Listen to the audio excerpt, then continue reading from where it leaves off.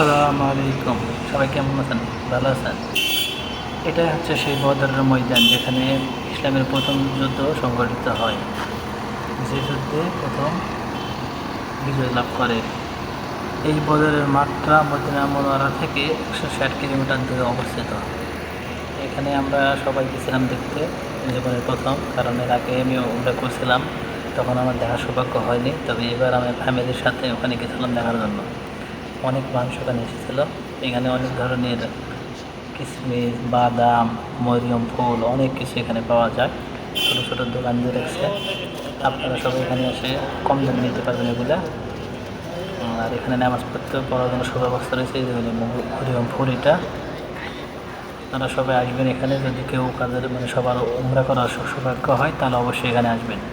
আর এই যুদ্ধ 2 হিজরির 17 রমজান, 17 মার্চ 624 খ্রিস্টাব্দে মদিনার মুসলিম ও মক্কার কুরাইশদের মধ্যে সংঘটিত যুদ্ধ। ইসলামের ইতিহাসে এটি প্রথম সবচেয়ে বড় যুদ্ধ। এতে জয় হয় মুসলিমদের, আর জয়ের ফলে মুসলিমদের ক্ষমতা তুলনামূলক বৃদ্ধি পায়। এই যুদ্ধে মুসলিমদের কাছে মাত্র 313 জন সৈন্য ছিল এবং 2টি ঘোড়া, 70টি উট ছিল।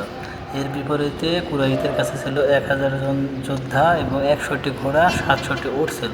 এই যুদ্ধে মদিনার আনসার বা মুসলিমদের মধ্যে নিহত হন 14 জন এবং কুরাইশদের মধ্যে নিহত হন 70 জন, বন্দী হয় 70 জন।